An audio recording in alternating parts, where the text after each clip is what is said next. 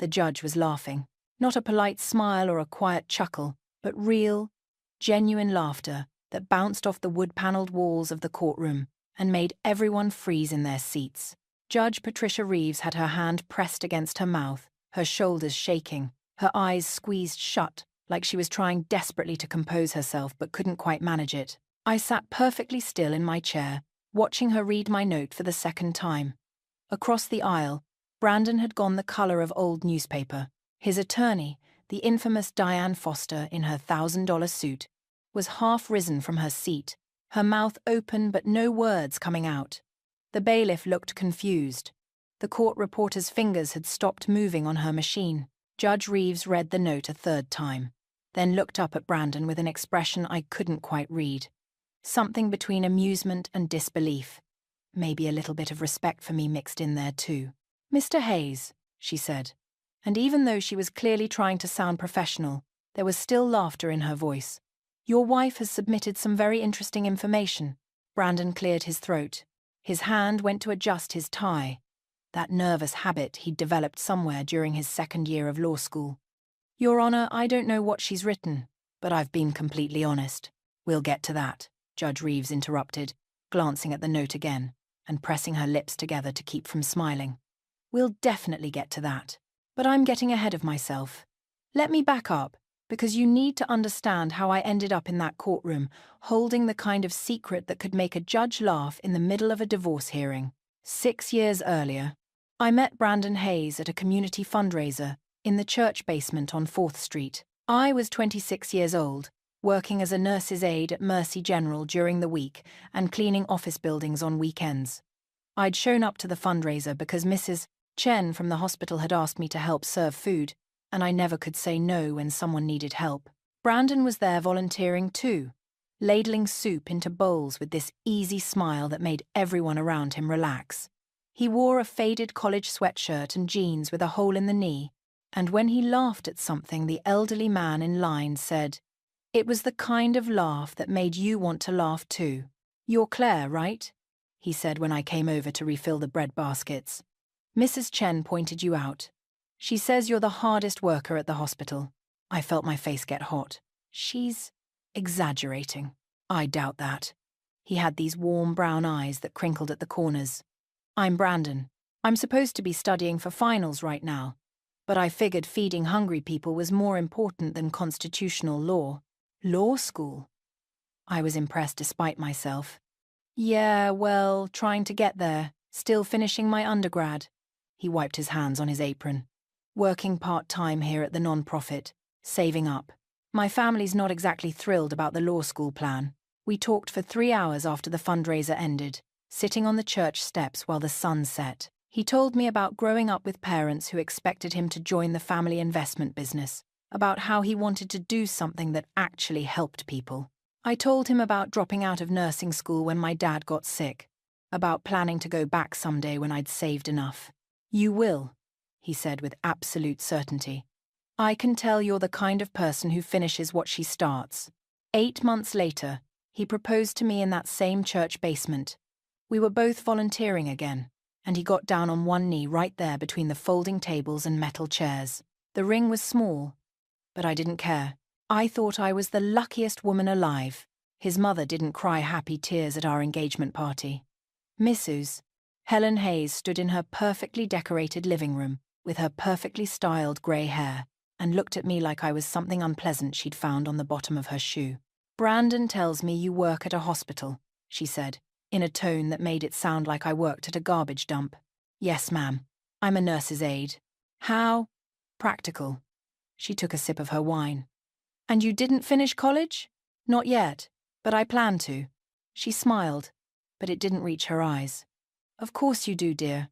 Brandon's father was kinder, but distant. He shook my hand firmly at the party and said, "Welcome to the family." But I noticed he didn't look me in the eye when he said it. 2 weeks after the engagement party, Brandon got his acceptance letter to law school. A good one, too. The kind that meant something. We celebrated with cheap champagne in our tiny apartment, and he spun me around the kitchen. "This is it, Claire. This is everything we've been working toward. I'm so proud of you." He set me down and his expression got serious. It's going to be tough, you know. 3 years of intense study. The tuition is, well, it's a lot. We'll figure it out. We always do. My parents offered to help, but only if. He trailed off, looking uncomfortable. Only if what? Only if I reconsidered the engagement. They want me to focus on school, not, married life. He took my hands. I told them no. Obviously, you're more important than their money. My chest felt tight with love and guilt all mixed together. Brandon, if you need to accept their help. No, I choose you. I'll take out loans, and we'll both work, and it'll be fine. We're a team, right? Right. That's when he said it. The thing that would echo in my head for the next 6 years. Maybe you could pick up some extra shifts? Just temporarily. Just until I get through school and pass the bar. Then I'll take care of us. I promise. I believed him. God help me. I believed every word. So I picked up extra shifts. Then double shifts. My weekday schedule became a blur of bedpans and patient charts, rushing from room to room at Mercy General. On weekends, I pushed a janitor's cart through empty office buildings, mopping floors and emptying trash cans while the city slept. Brandon studied. He studied hard.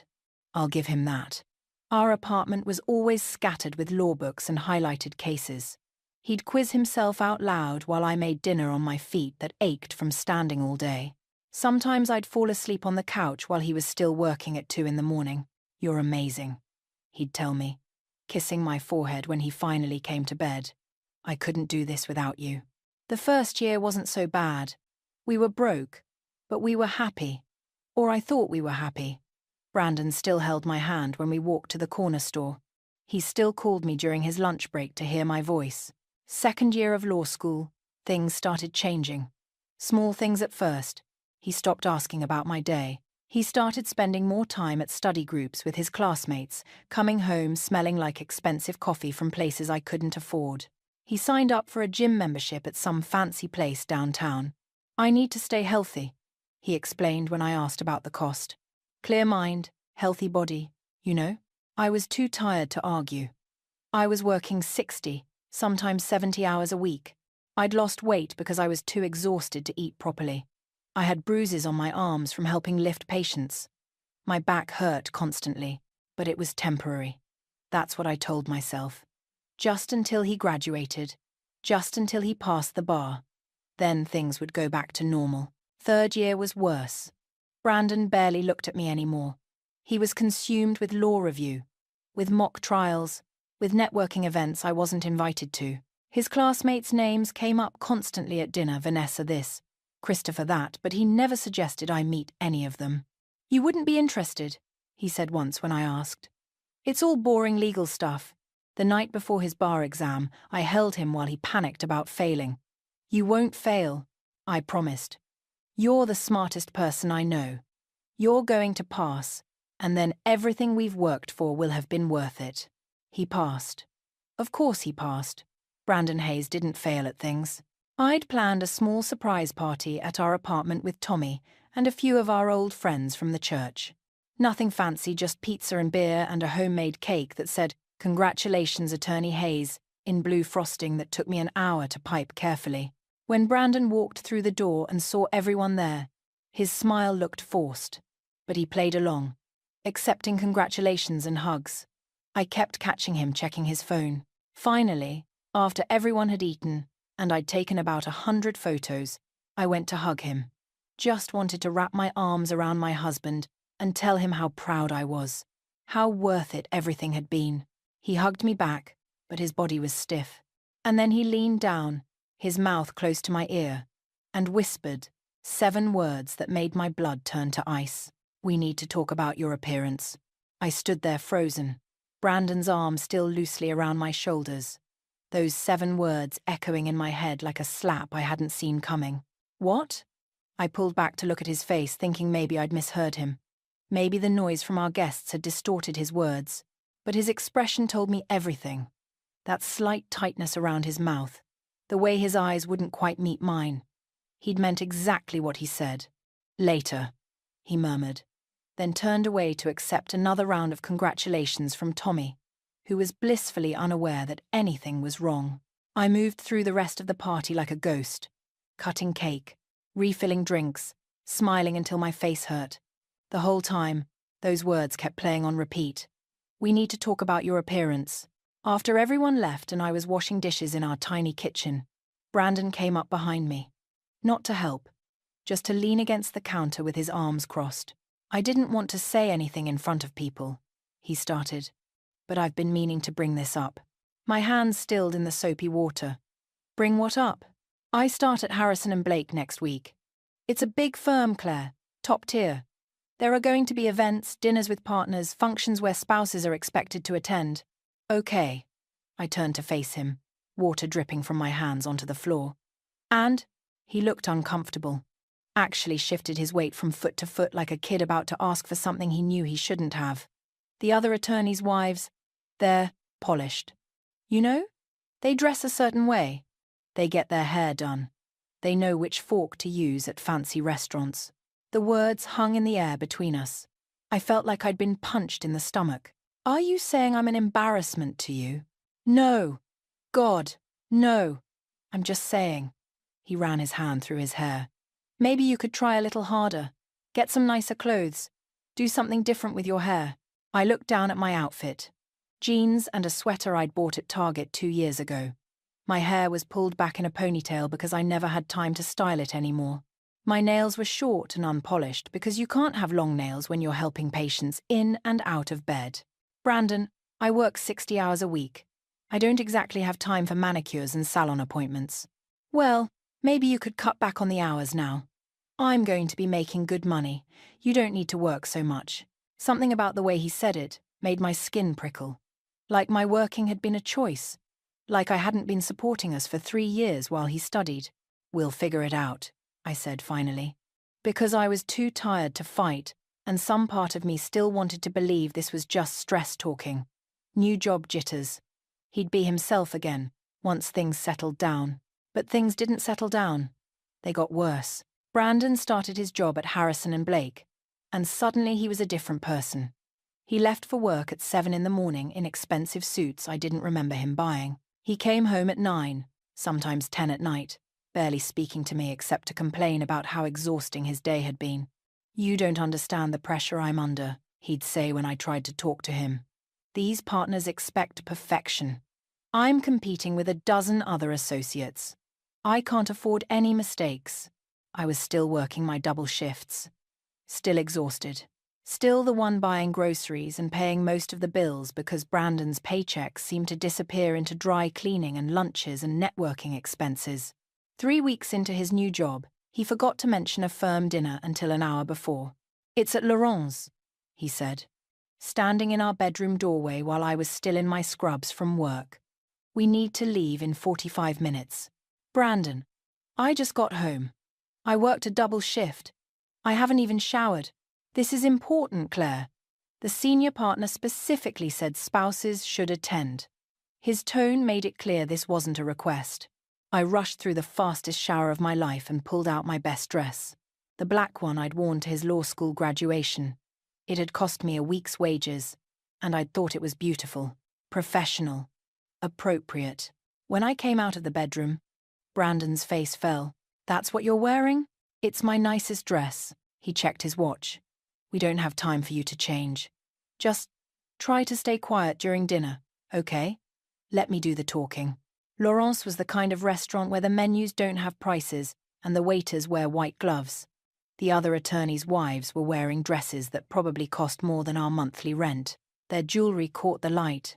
Their hair looked like they'd stepped out of magazines. I felt like a child playing dress-up in her mother's clothes. Brandon's hand on my back was tight, controlling.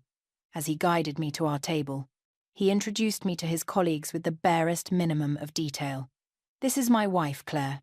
Not Claire, who worked her fingers to the bone so I could be here.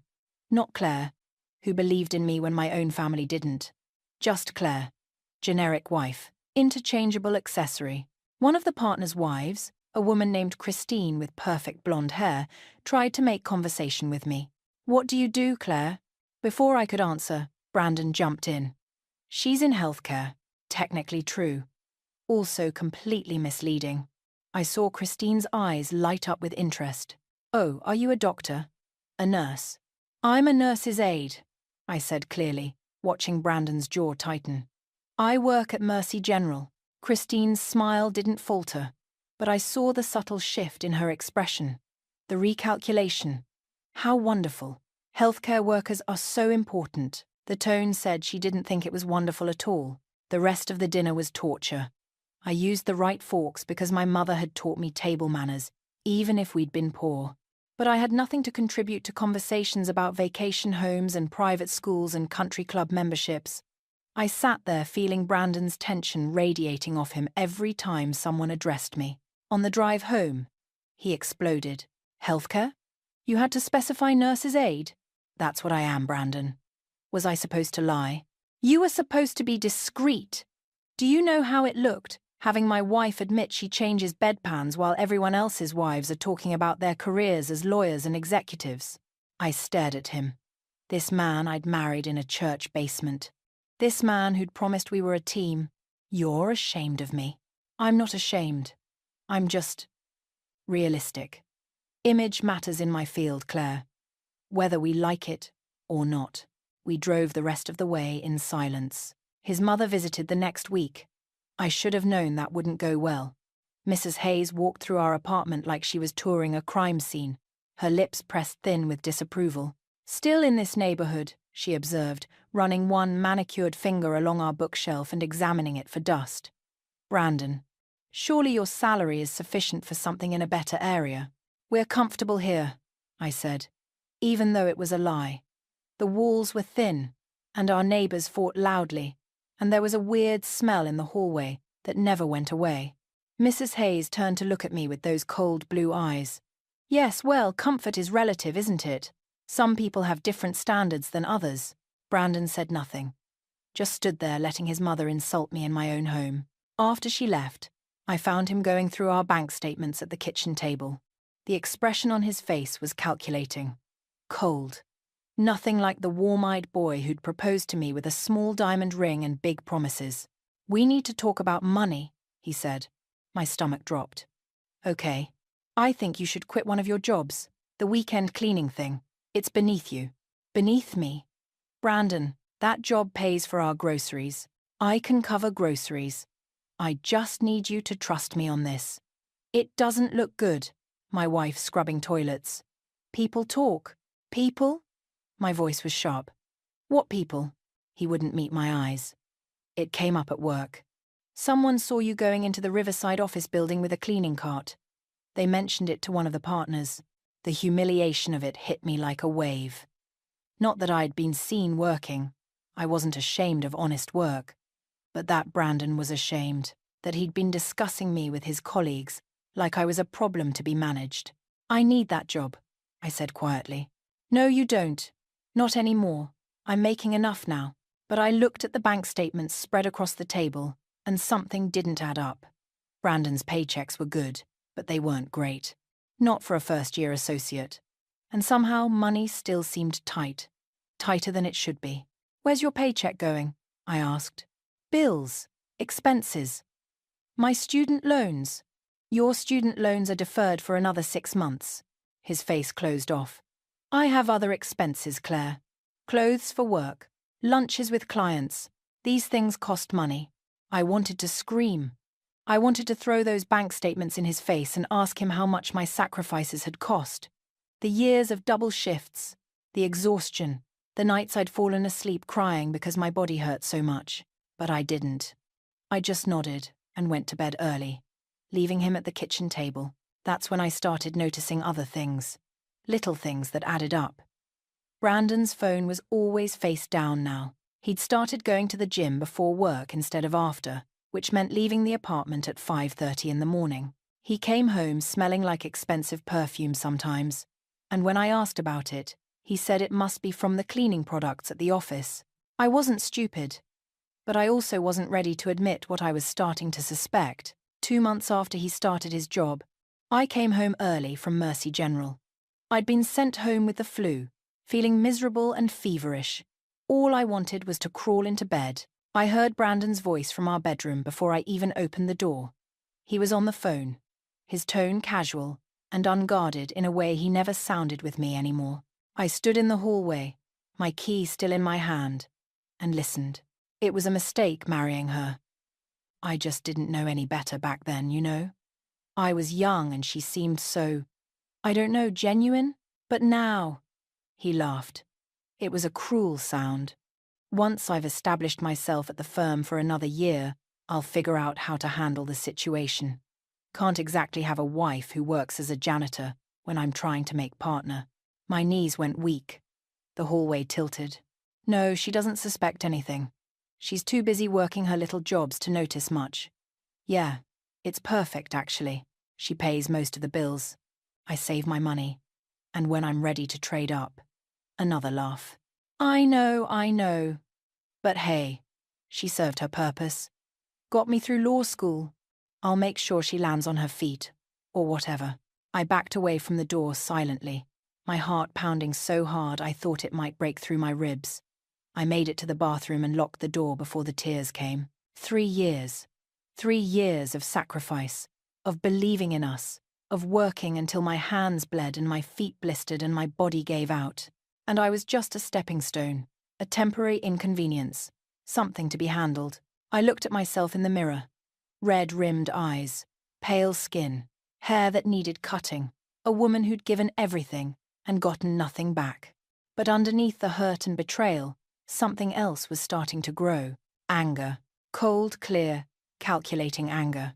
Brandon Hayes thought I was stupid. Thought I was too tired and too working class to see what he was doing. Thought he could use me up and throw me away. He had no idea who he was dealing with. I dried my eyes, flushed the toilet for show, and walked back out into the hallway. Brandon was off the phone now, lounging on the couch and scrolling through his cell. "You're home early," he said without looking up. "Feeling sick. They sent me home." Try not to get me sick. I have an important meeting tomorrow. I went into the bedroom and closed the door. Then I pulled out the notebook I kept in my nightstand and started writing down everything I could remember. Dates, amounts, conversations. If Brandon Hayes wanted to handle the situation, fine, but he wasn't the only one who could plan. I didn't confront Brandon after overhearing that phone call. Every instinct screamed at me to march into the living room and demand answers, to throw his words back in his face, to make him see the damage he'd done. But something stopped me. Maybe it was pride. Maybe it was survival instinct. Or maybe, after 3 years of being underestimated, I'd finally learned that the element of surprise was the strongest weapon I had. So instead, I became a student of my own marriage. I watched, I listened, I documented everything. Brandon kept his phone locked now, but he was careless with his laptop. I started checking his email when he was in the shower. Nothing too obvious I'd delete the read status so he wouldn't know. What I found made my stomach turn. Messages to his colleagues about upgrading, his living situation.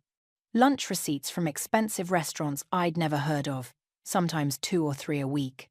And emails with a junior associate named Vanessa Cho that were just a little too familiar, a little too frequent, filled with inside jokes and late-night work sessions I was never told about. Working late again? I'd ask when he'd text me at 7 saying he wouldn't be home for dinner. Big case. Vanessa and I are going through depositions. Vanessa and I. Never the team or a few of us. Always Vanessa and I. I kept working my double shifts. But now I was saving every penny I could in an account Brandon didn't know about. An old checking account from before we got married that I'd never closed. $5 here, $10 there, sometimes 20 if I picked up an extra weekend shift. It wasn't much, but it was mine. My safety net for whatever was coming. Tommy noticed something was wrong. My little brother had always been able to read me like a book. He showed up at my apartment one Saturday morning with coffee and bagels, taking one look at my face and saying, "What did he do?" "Nothing. I'm fine." "Claire." Tommy set the coffee down and crossed his arms. At 29, he still had that protective streak that made him want to fight my battles for me. "You look like you haven't slept in a week.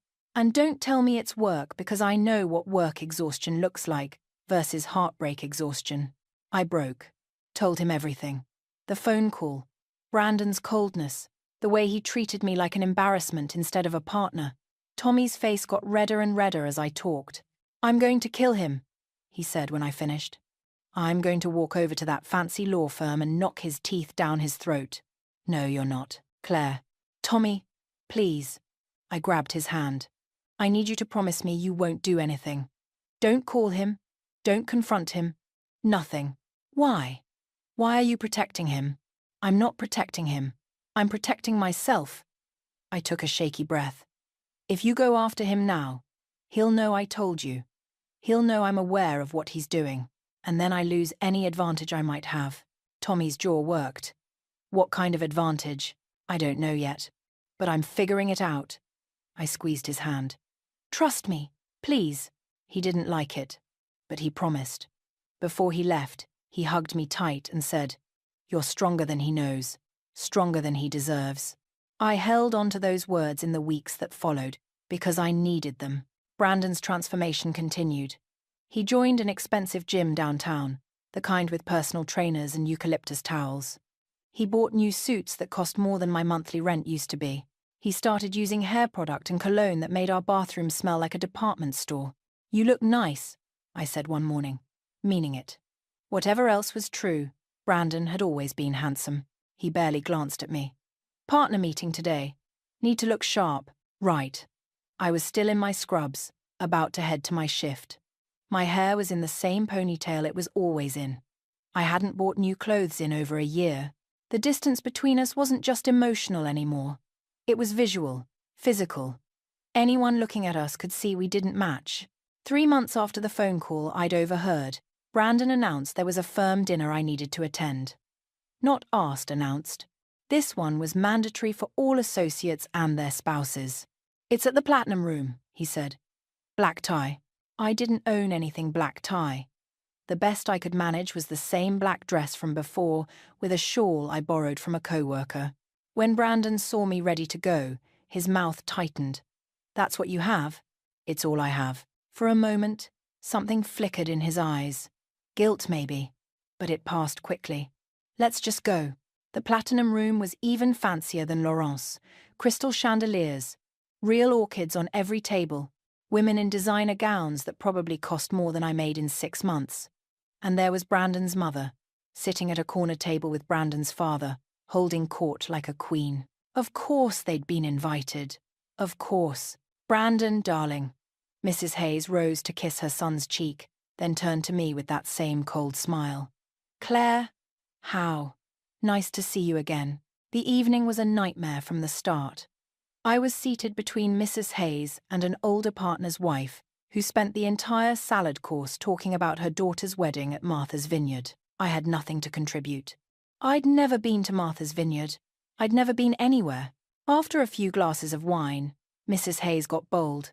"You know, Claire," she said loudly enough that several people nearby turned to look, "you must be so proud that Brandon's done so well. Despite everything."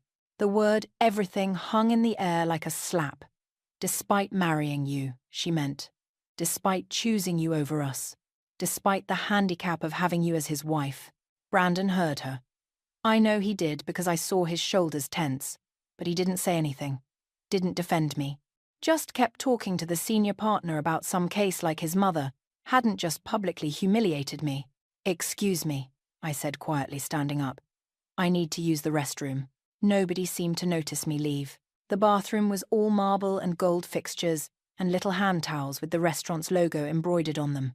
I stood at the sink, gripping the cold edge, trying to steady my breathing. The door opened behind me. 2 women walked in, still talking, not noticing me in the corner stall area. "Did you see Brandon Hayes' wife?" one of them said. I recognized the voice, Vanessa Cho. I mean, I knew she was working class, but wow. "Brandon complains about her constantly," the other woman said. "Apparently he's just waiting for the right time to cut her loose." My heart stopped. "Really?" Vanessa sounded eager for gossip. "He told you that?" "Not in those exact words, but come on. It's obvious. He calls it his starter marriage. Says he was young and stupid and didn't know he could do better. Once he's established at the firm for another year, he'll divorce her, and find someone more appropriate. They both laughed. The door opened and closed, and they were gone, leaving me standing there with my whole world crumbling around me. Start a marriage. Trade up. Handle the situation. All different ways of saying the same thing. I was disposable. I looked at myself in that gilded mirror. Really looked. And I saw what they all saw, a tired woman in a cheap dress who didn't belong in rooms like this. Someone who could be used and discarded without consequence. But underneath that reflection, I saw something else.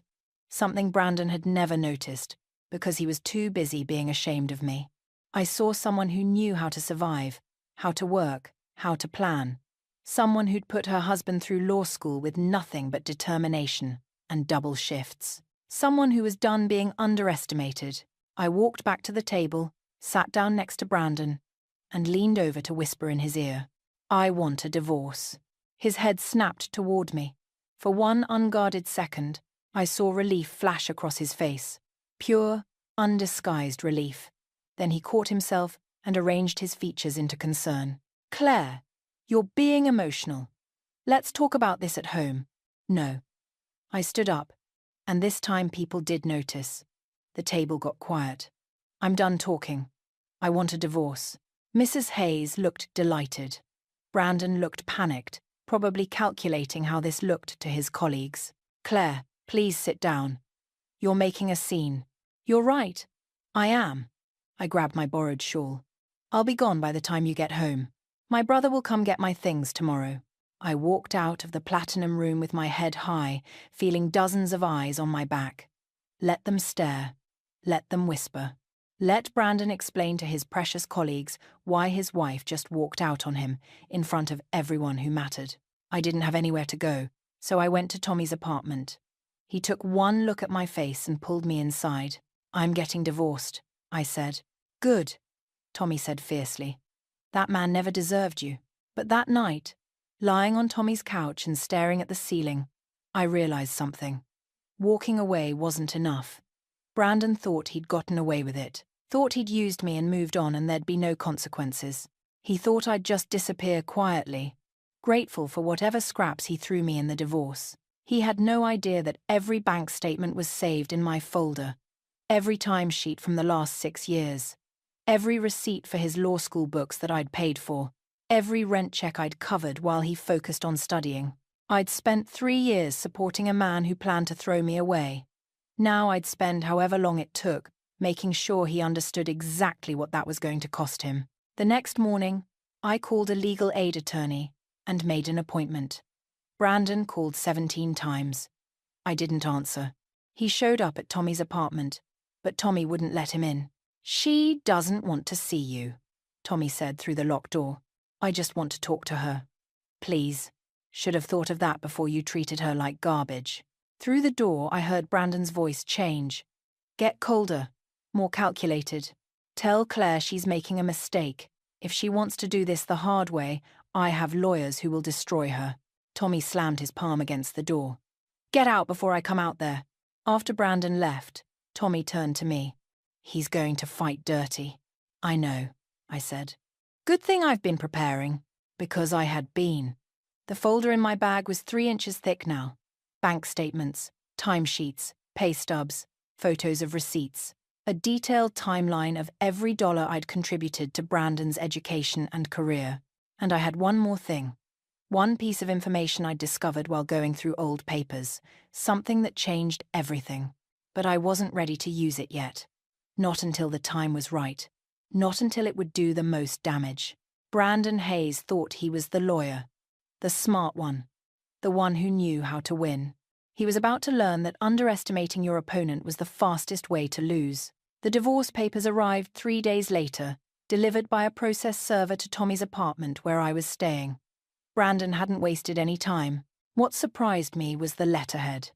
Harrison and Blake, his own firm, wasn't representing him. Instead, the papers came from Foster and Associates, and the attorney listed was Diane Foster herself. Tommy watched me read through the documents, his face getting darker with every page I turned. "What does it say?" "He's offering me $5,000 and 30 days to vacate the apartment." My voice sounded hollow even to my own ears. That's it. $5,000 for 6 years of marriage. That's insane. You can fight that, right? I kept reading. The language was cold, clinical, brutal. Brandon's petition painted me as a woman who'd contributed nothing to the marriage, who'd been supported by his income, who was now attempting to profit from his success through an opportunistic divorce. Every line was a lie, every paragraph a knife in the back. He's claiming he supported me, I said quietly, that I was dependent on him financially throughout the marriage. That's the opposite of what happened. I know. I set the papers down carefully, my hands shaking. He's counting on me not being able to prove otherwise. Poor people don't keep good records, right? We're too busy surviving to document everything. But I had documented everything. And Brandon had no idea. The legal aid attorney I'd contacted, a tired-looking woman named Lisa Brennan, reviewed my folder with increasingly wide eyes. Mrs. Hayes, this is extraordinary documentation. I work in healthcare, I said. We're trained to keep detailed records. You have pay stubs going back 6 years, timesheets, copies of checks, even photographs of receipts. Lisa looked up at me with something like respect. Do you know what he's offering you in the settlement? $5,000. Her laugh was bitter. Of course he is. And let me guess, his attorney is Diane Foster. You know her? Everyone knows her. She's the best divorce attorney in the city if you can afford her. She's also ruthless. Lisa tapped the folder. But she's used to people rolling over. She's not used to clients who come prepared like this. So we can fight it? Lisa hesitated. Mrs. Hayes, Claire, I need to be honest with you. Foster is going to bury us in motions and delays. She'll make this as expensive and drawn out as possible, hoping you'll give up and take whatever settlement they offer. That's her strategy. I'm not giving up. The legal aid office can represent you, but our resources are limited. Foster will have paralegals and investigators and expert witnesses. We'll have me and whatever I can pull together between my other 90 cases. She looked at me seriously. This is going to be hard. Probably the hardest thing you've ever done. I thought about the last 6 years. The double shifts. The exhaustion. Coming home to a husband who looked at me like I was an embarrassment. I've done hard before, I said. Let's do this. The first hearing was a mediation session 2 weeks later. Brandon showed up in one of his expensive suits with Diane Foster beside him, in heels that probably cost more than my car. They looked like they'd already won. I wore my Target dress and sat next to Lisa at the conference table. Across from us, Brandon wouldn't meet my eyes. Diane opened with a smile that didn't reach her eyes. Let's not waste anyone's time. My client is willing to be generous $7,000 and 60 days to vacate the marital residence. Generous? Lisa's voice was sharp. Your client's wife worked full-time throughout the marriage while he attended law school. She contributed substantially to household expenses. My client earned a graduate degree and launched a professional career. Diane countered smoothly. Any contributions Mrs. Hayes made were in her capacity as a spouse, not as an investor or business partner. She has no claim to his future earnings. We're not asking for future earnings. We're asking for recognition of past contributions. Diane laughed. Actually laughed. Mrs. Hayes worked as a nurse's aide and a part-time cleaner. We're talking about what? $30,000 a year? Hardly a significant contribution compared to the earning potential my client now has, thanks to his education. The dismissive way she said it, part-time cleaner, like my work was nothing, made my blood boil. But I stayed quiet, watching Brandon, who was studying his hands like they were fascinating. Mrs. Hayes also has no college degree and limited career prospects, Diane continued. My client is already being more than fair, considering she'll receive spousal support of sorts through this settlement. Legally, he owes her nothing. Actually, Lisa said calmly, pulling out a document from my folder. We'd like to discuss the financial arrangements during the marriage in more detail. Diane waved a hand. We've reviewed the relevant bank statements. Mr. Hayes's income supported the household. Did it? Lisa slid the paper across the table. Because according to Mrs. Hayes's records, she contributed approximately $186,000 to household expenses and her husband's educational costs over 6 years. The silence that followed was deafening. Diane picked up the paper, her expression unchanging, but I saw her eyes moving rapidly across the numbers. Brandon had gone pale. "This is creative accounting," Diane said finally. "Inflated figures designed to—" "Every number is documented," Lisa interrupted. "Pay stubs, cancelled checks, bank transfers, receipts." Mrs. Hayes kept meticulous records. "We can provide backup documentation for every single dollar claimed." Brandon finally looked up, and for the first time since this started, I saw real fear in his eyes. He leaned over to whisper something to Diane, but she shook her head slightly. "Even if these numbers are accurate," Diane said, her voice losing some of its confidence, "contributions to a marriage don't constitute a loan. This was a partnership. My client doesn't owe repayment for normal household expenses." "Normal household expenses? No," Lisa agreed. "But Mrs. Hayes paid for her husband's law school tuition, books, bar exam fees, professional wardrobe, and living expenses. While he was a full-time student with no income, she has documentation showing she requested repayment multiple times after he became employed, and he refused." Another lie, but a strategic one. I'd never actually asked for repayment because it had never occurred to me that I'd need to, but Brandon couldn't prove I hadn't asked, and the implication was devastating. "This is ridiculous," Brandon said suddenly, his voice tight. "Claire, what are you doing?" I looked at him directly for the first time since entering the room. "I'm asking for what's fair." "Fair? I gave you 6 years of my life. You gave me 6 years." The words came out sharper than I intended. "I worked 70-hour weeks so you could study. I paid your rent, your food, your law school application fees. I stood by you when your own parents cut you off for marrying me. And the second you passed the bar, I became an embarrassment you couldn't wait to get rid of. That's not—" He stopped, realizing anything he said could be used against him. Diane put a hand on his arm. "My client doesn't need to respond to emotional accusations." She turned to Lisa. "What exactly are you asking for? Recognition of the $186,000 as a personal loan, with standard 6% interest, bringing the total owed to $223,000. Diane actually laughed out loud this time. "You cannot be serious. No court will." "Then we'll let a court decide," Lisa said calmly. "We're prepared to go to trial. A trial will cost your client far more in legal fees than she could possibly win. Maybe. But it will also cost your client his reputation." Lisa pulled out another document. "It will become public record that Brandon Hayes financed his legal education entirely through his wife's labor, while telling everyone he came from money, that he married someone he considered beneath him, used her, and then tried to discard her with $5,000.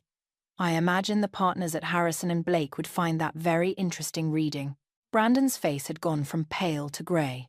He leaned toward Diane and whispered urgently. She listened, her expression hardening, then called for a recess. Lisa and I stepped into the hallway while Brandon and Diane huddled in the conference room. "That was amazing," I said, my hands shaking with adrenaline. "Don't celebrate yet. They're going to come back with a counteroffer, probably something significant, and they're going to pressure you to take it." Lisa looked at me seriously. "The question is, what do you actually want from this?" I thought about it. About Brandon's cold voice on the phone saying I was a mistake. About his mother's cruel smile. About Vanessa Cho laughing in the bathroom about my cheap dress. "I want him to understand what it costs to underestimate someone," I said. "I want him to know he can't just use people and throw them away without consequences. And if he offers you enough money to start over, to go back to school, buy a house, build the life you put on hold for him, then I'll take it," I said, "because that's what I earned. Not as his wife, as the person who believed in him when no one else did." 20 minutes later, Diane and Brandon emerged. Brandon looked like he'd aged 10 years. Diane's expression was carefully neutral. "My client is willing to offer a settlement of $75,000, the car, and 6 months to vacate the apartment," Diane said. "In exchange, Mrs. Hayes signs a non-disclosure agreement and makes no public statements about the marriage or divorce. $75,000. It was more money than I'd ever had at once. Enough to finish my nursing degree. Enough to start over. But it wasn't enough. Not for what he'd done. Not for what he'd planned to do. "We'll consider it," Lisa said, and I could hear the surprise in her voice that I hadn't immediately accepted. "There's a time limit," Diane said. "This offer expires in 48 hours. After that, we proceed to trial, and I promise you, my client will spare no expense in defending himself." Back in Lisa's office, she turned to me with disbelief written all over her face. "Claire, that's a good offer. Better than good. With a non-disclosure agreement, you could take the money and move on with your life." "I don't want to move on quietly," I said. "I want to go to trial." "Why? You'll spend months in court, maybe years. It'll be expensive and exhausting, and there's no guarantee you'll win more than what he's offering now." I pulled out one more document from my folder, the one I'd been saving. The one that changed everything.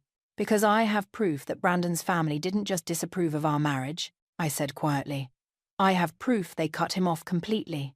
Every cent of his law school, every expense, every dollar he told people came from his trust fund. It all came from me. And he's been lying about it to everyone, including the firm, for 6 years."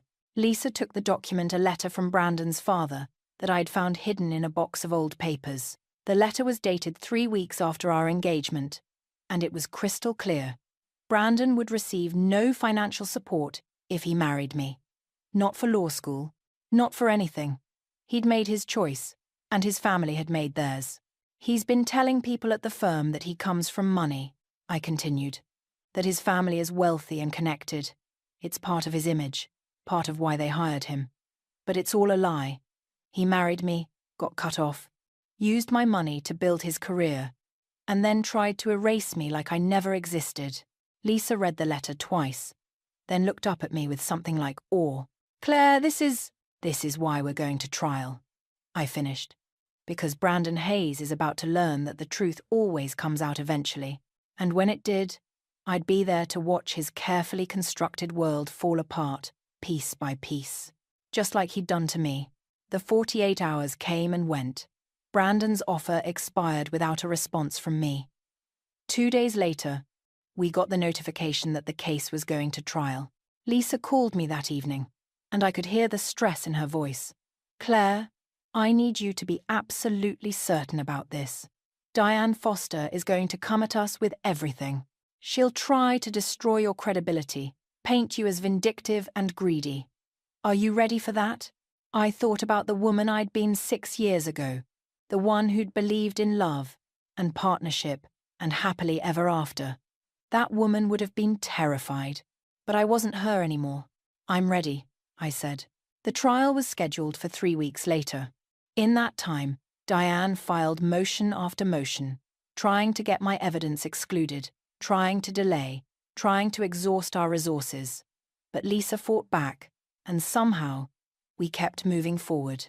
Tommy helped me prepare, running through potential questions Diane might ask, making sure I stayed calm. "Don't let her rattle you," he said the night before trial. "Just tell the truth. That's all you need to do." The morning of the trial, I put on the same black dress I'd worn to all those firm dinners, the one Brandon had been ashamed of. I wore it deliberately, as a reminder to myself of everything I'd survived. The courtroom was smaller than I'd expected. Wood paneling, fluorescent lights, an American flag in the corner. Judge Patricia Reeves sat behind the bench, a woman in her late 50s with sharp eyes and an expression that suggested she'd heard every lie ever told. Brandon sat at the defense table with Diane, looking every inch the successful attorney in his tailored suit.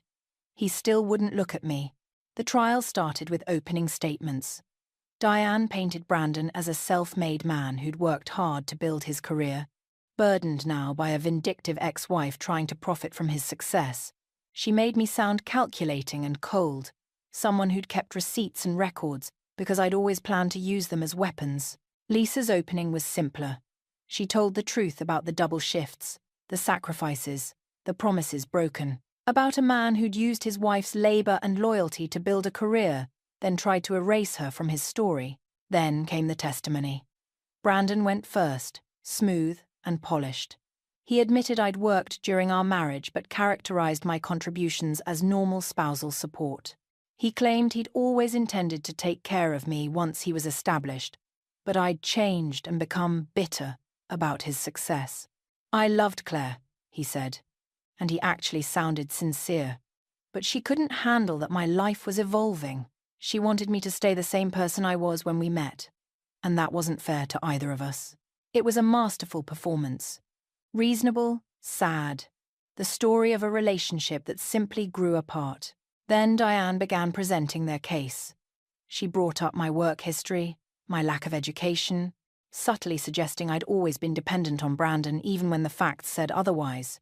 She made my careful record-keeping sound obsessive, paranoid. Mrs. Hayes kept detailed documentation of every expense, Diane said, holding up my folder like it was evidence of mental instability.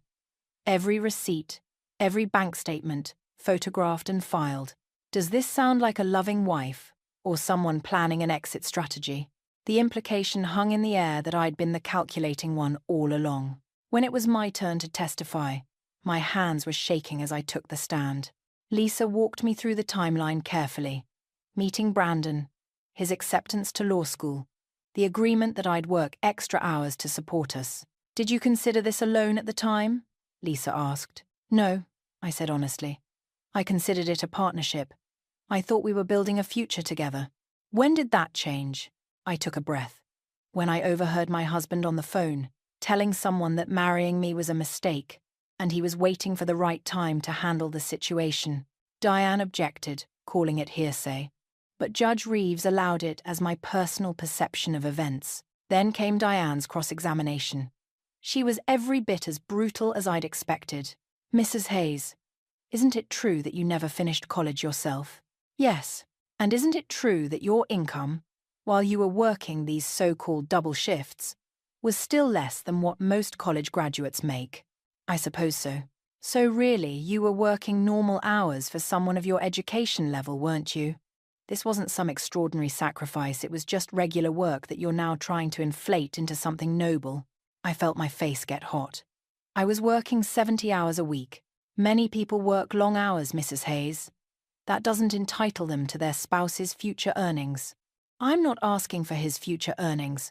I'm asking for recognition of what I contributed. Contributed? Or invested? Diane's smile was sharp.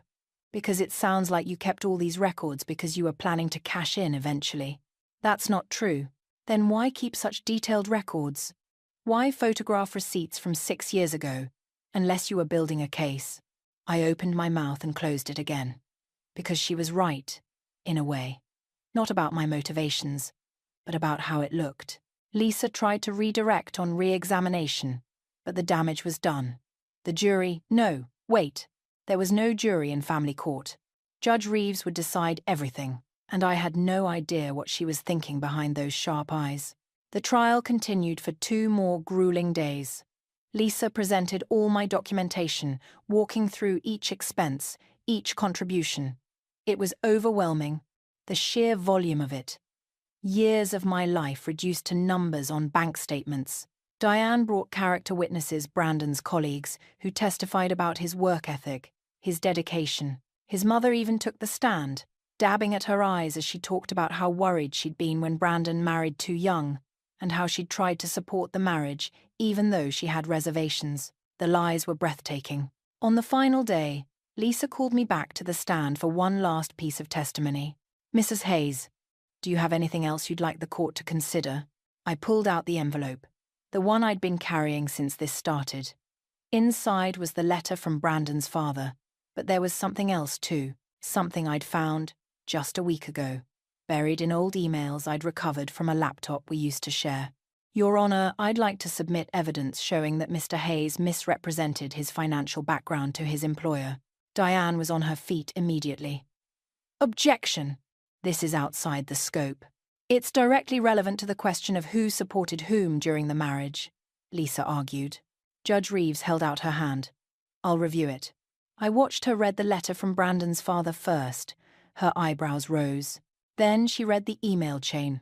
I'd found messages between Brandon and a friend, where he explicitly discussed hiding the fact that his family had cut him off, where he bragged about using my income while building an image of family wealth at his firm. The judge read it twice. Then she looked up at Brandon with an expression that made him visibly squirm. "Mr. Hayes, did your family provide any financial support during your law school years?" Brandon glanced at Diane, who looked like she wanted to object but couldn't find grounds. "No, Your Honor." "And did you at any time give your employer or colleagues the impression that you came from financial means?" A long pause. "I may have allowed some assumptions." "Did you lie to your firm about your background, Mr. Hayes?" "I never explicitly said." "Did you lie by omission?" Brandon's jaw worked. "Yes, Your Honor." The courtroom was completely silent. Judge Reeves set the papers down and sat back in her chair. "Does either counsel have anything else before I make my ruling?" Lisa started to speak, but I touched her arm. "Your Honor, may I say something?" Judge Reeves nodded. I stood up, my legs shaking but my voice steady. "Your Honor, I don't want to destroy Brandon's career. I don't want revenge. I just want recognition that I mattered, that the 6 years I spent supporting him meant something, that I'm not just someone who can be used and thrown away without consequence." My voice cracked on the last word, and I sat down quickly. Judge Reeves was quiet for a long moment. Then she said, "I'll issue my ruling after a brief recess." 20 minutes felt like 20 hours. Brandon and Diane huddled together, whispering urgently. Lisa and I sat in silence, her hand on my shoulder. When Judge Reeves returned, her face was unreadable. "I've reviewed all the evidence and testimony," she began. "This is a case about what we value in a marriage, about the work we see and the work we ignore. Mrs. Hayes kept detailed records, yes, but those records tell a story that Mr. Hayes tried very hard to hide." She looked at Brandon. "Mr. Hayes, you financed your education and early career entirely through your wife's labor. You then attempted to erase her contribution from your personal narrative, going so far as to misrepresent your financial background to your employer and colleagues. You treated your wife as a temporary convenience, waiting for the right moment to, as you put it, handle the situation." Brandon had gone grey. "Mrs. Hayes is asking for recognition of $186,000 in contributions, plus interest. While I cannot classify marital contributions as a formal loan, I can, and will, consider them in the division of marital assets and in determining appropriate spousal support." Judge Reeves pulled out a document and began reading her ruling. "Brandon would pay me $150,000 as my share of marital assets. He would also pay spousal support of $2,000 per month for 5 years, enough time for me to complete my education and establish my own career. The car would be mine, the apartment would be his, but I'd have 4 months to find new housing. It wasn't everything I'd asked for, but it was more than I dared to hope. Furthermore," Judge Reeves continued, "I'm ordering that Mr. Hayes provide Mrs. Hayes with a letter of reference for her nursing school applications, acknowledging her work ethic and dedication." Diane started to object, but Judge Reeves held up a hand. "The court recognizes that Mrs. Hayes sacrificed her own education and career advancement to support her husband's ambitions. The least Mr. Hayes can do is acknowledge that sacrifice in writing." She looked at me, and something in her expression softened. "Mrs. Hayes, I hope you'll use this opportunity to build the life you postponed. You've more than earned it." I couldn't speak, could only nod as tears ran down my face. Judge Reeves banged her gavel. "This court is adjourned." In the hallway afterward, Brandon tried to approach me, but Tommy stepped between us. "Don't," Tommy said. "You've done enough." Brandon looked at me over my brother's shoulder. For the first time in months, he really looked at me, and I saw it finally regret.